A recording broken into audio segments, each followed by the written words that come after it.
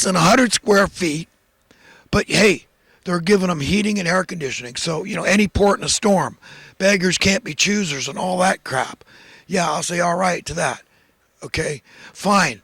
So maybe it's an interim, between getting decent housing, whatever. So I'll take it. Okay, I'm saying, look, do something immediately. Help these people. No more desperately poor people dying on the street, suffering needlessly. Okay, unless they insist upon it. Okay, remember, these aren't criminals. They don't want to be criminals. If they were, they'd be safely ensconced behind bars with 3 hots and a cot, free rent, free utilities, free medical, help reintegrating into society at a cost of about $100,000 a year here in California per inmate. Do you understand? You think I'm nuts to say, hey, why aren't problems getting solved? Why do they seem to always get worse? Because people have an incentive. It's their job security. It's their relevance. You know how many jobs, well-paying jobs, revolve around the problems persisting? And God forbid if the problems ever get solved, the problem of desperate poverty? You know how many people would be out of work, their jobs to be rendered irrelevant? Just consider what I'm saying. If crime plummeted, think of all the people involved in the criminal industrial complex. Even the small claims that people said, hey, you know what, I'm going to pay this person. I'm not so cheap as to cheat them out of the work they did for me.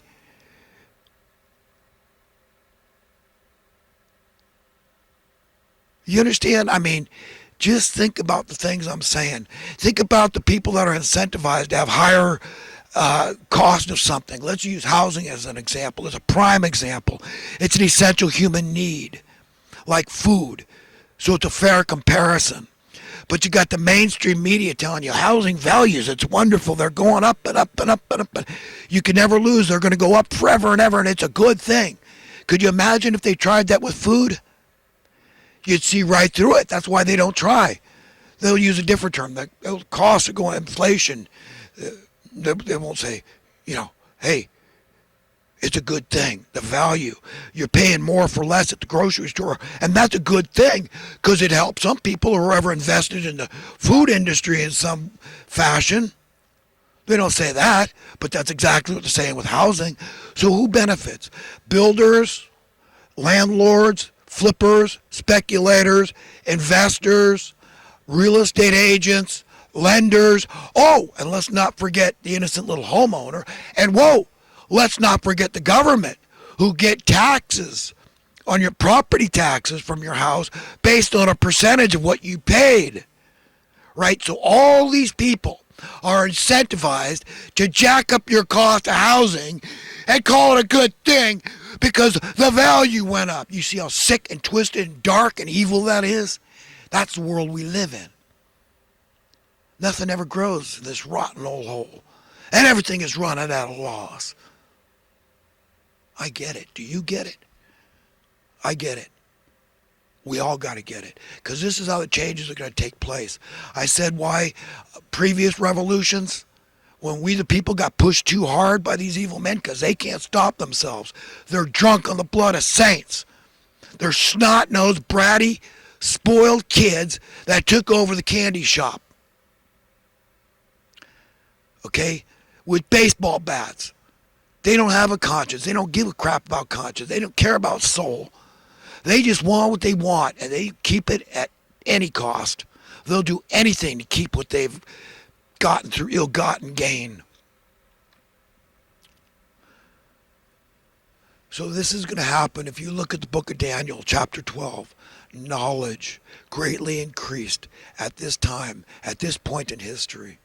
That's what's happening. You look at the internet, the information, the accumulated information, knowledge of the ages at all our fingertips. We're all without excuse to understand all this stuff I'm talking about. That's how it's going to change, not through violence. Good. Finally, no more French revolutions for the people that we can't win. In the long run, we can't win. They don't have any staying power. They won't take because God doesn't sanction them. But what he will sanction, he'll work with us through knowledge, through understanding, through wisdom. That's where the power of God is. He will help us. He will protect us if we look after the needs of the downtrodden, the disenfranchised, the dispossessed out there. Like Christ said, that's me. Whatever you do or fail to do for the least of men, you do or fail to do for me. A Christian nation, it's laughable. We're the freaking laughing stock of the planet. A country like Afghanistan, we got to flee, leaving, $84 billion worth of armaments behind? And we're gonna now Biden's talking tough. Oh, we're gonna stand up to Russia and Ukraine. Yeah. Putin's laughing his butt off right now. That's a joke. And even our guy, you think our guys want to go up against the Ruskies? Talk to them. Let's get some interview. They talk tough on TV. Biden, you get your butt over there. You go. Why don't you and Putin go in a boxing ring? Huh? Let's see that. That's what I want to see. I'll pay. And I never pay to watch nothing. Nothing. But I'll pay to watch that fight. At least $5. 10 at the most. But yeah, I'd like to see that. Biden, you go fight. You want to settle this business with Putin, Russia? I'll watch that. You know, friends, I do engage in a little theatrics, okay? Just to emphasize my point, to get it across. Although I quite honestly, very genuinely, sincerely am passionate about these things I talk about. This is life and death. When better men and women than me suffer needlessly and die out there on the streets, and I'm supposed to enjoy the level of prosperity I have, which most people would say is that's a joke. You don't have any prosperity. You're poor, dude. Come on, man, get real, okay? But I can't enjoy it.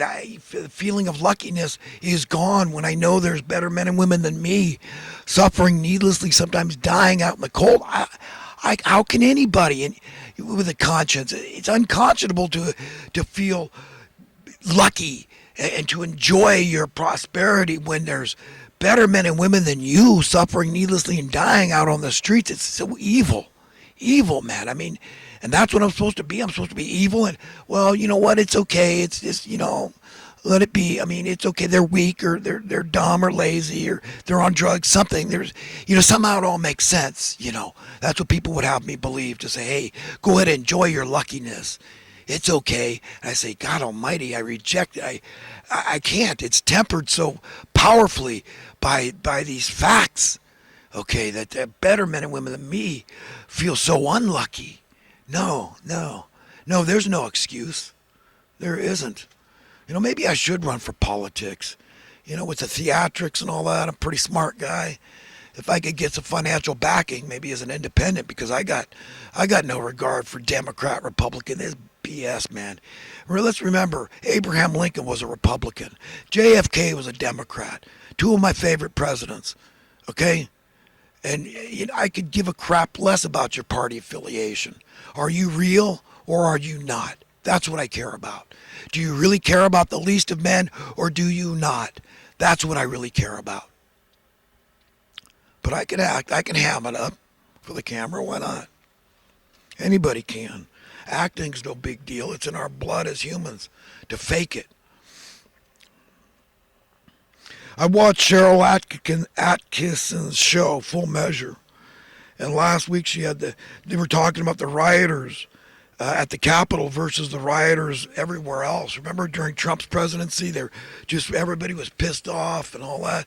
Black Lives Matter, this and that group, Antifa, who was labeled, fascist finally. They came, these people are crazy, violent, extremists, radicals. And but you know what? That didn't matter. These people, we're not going to go hunt them down, although we can find a lot of these people and we can incarcerate them and all this. But no, we only care when it comes to our elitist butts at the Capitol. Then we're coming down hard and heavy on these people. You see, it's okay to be violent anywhere else. To the plebs, that's okay. That's just mom and pop store there breaking the windows on. We don't give a crap about that. But when it comes to the Capitol building, we go, the Capitol, the very core of democracy. Let's have a cow, man. I'm glad Cheryl Atkinson, she's one of the few journalists I have any respect for, really.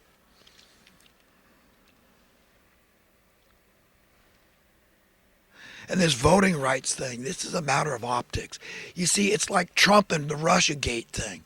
He had nothing to do with Putin. Yet they keep bringing it up. Hey, it's a talking point. It's a meme. Spread it, spread it, spread it, spread it. Make oh yeah, for sure. Trump's he's in Putin's pocket, and yeah, he's a Putin lover. He's a Russian file. Yeah. Come down. And when find later, well, he had nothing to do. That's true. He had nothing to do with it. And it's like this thing about the voting rights.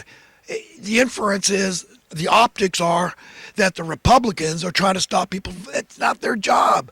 That's why we have the voting people out there, right? The elections people out there. They're the ones to oversee that. This isn't supposed to be political at all. So this idea that they have anything to do with any of this crap is all made up, but the optics are there. Automatic inference, the Republicans are against letting minorities vote. Are they? Really? Remember, it was the Democrats that were mostly the racists back in the day. Abraham Lincoln was a Republican. The Civil War, God,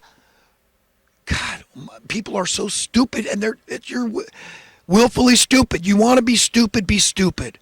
Okay? But this idea that Republicans are just inherently racist is a load.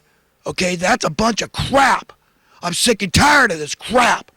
And then the Democrats say, well, we got to be like the Republicans because they're all sneaky and cunning and deceitful and all. Really? And you're not. It's who could push the crap the most. That's the propaganda, man, the BS. Who can lie to the people, trick them, deceive them the best? And I'd say the Democrats have done a hell of a good time. Not that the Republicans have done so bad themselves either. Trump's an idiot. Let me make that straight. He drank too much of that damn soda pop, that diet soda pop I warned people about, that aspartame, brain damaging. Don't listen to me. Listen to the experts. The renowned neuroscientist, Dr. Russell Blaylock. See what he says about aspartame and women gaining weight and looking unattractive and getting all these diseases out there. Look it up. It makes you gain weight. Aspartame. Diet soda pop. Trump damages brain. He's too damn stupid to suck up to the mainstream media like he should have. If he was smart, he would have had a second term. He would have been sucking up to the mainstream media from the start. Doesn't matter, you're making it up, so what? Fake it till you make it. And then later, you could point it out in subtle, nuanced, polite manners. You could say, well, the mainstream media might be a little off course on this one, and point out why you think that's true. It's, yeah, like I point out how they're pushing high housing costs. The value has nothing to do with price, does it?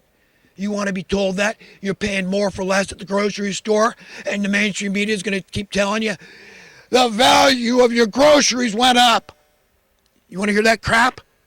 But that's the kind of crap they would love to be able to pull in perpetually, in perpetuity. And get away with this crap, but they can't. Chapter 12, Daniel, because knowledge is being increased upon the earth. People are saying, oh my God, this guy's not crazy. He's right. This is insanity. This is madness, because it's being foisted on us from the uppermost echelons of power by utterly mad men. You understand?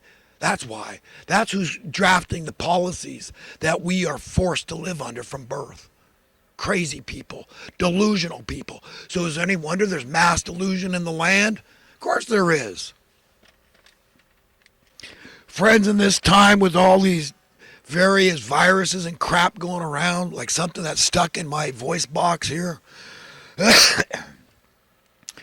Listen, watch your diet, listen to your body. Okay, there is plenty of science behind supplements. Study, research for yourself.